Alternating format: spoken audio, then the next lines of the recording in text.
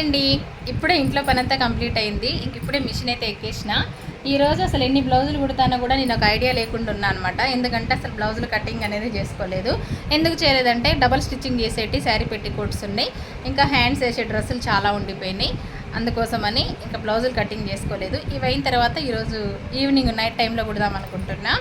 అయితే చాలామంది టైలర్స్ ఆలోచన ఎట్లుంటుందో నాకు తెలియదు, కానీ నా ఆలోచన ఎట్లుంటుందంటే మనకి ఎంత గిరాకున్నా ఎంత బిజీలో ఉన్నా కూడా ఎవరన్నా డబుల్ స్టిచ్చింగ్ చేయమని పెట్టికోట్స్ కానీ డ్రెస్సులు కానీ తీసుకొస్తే నేనైతే ఖచ్చితంగా తీసుకుంటా అండి. ఎందుకంటే మనకున్న టైంలోనే కొంచెం టైం కేటాయించి అవి కూడా కుట్టేసి వాళ్ళకి ఇచ్చేస్తా.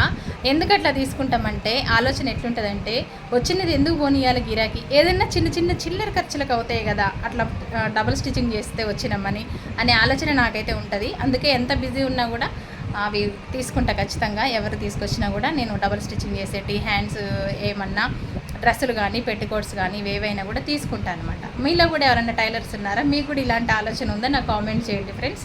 వీడియో నచ్చితే చిన్న లైక్ చేయండి, సపోర్ట్ చేయండి. బాయ్.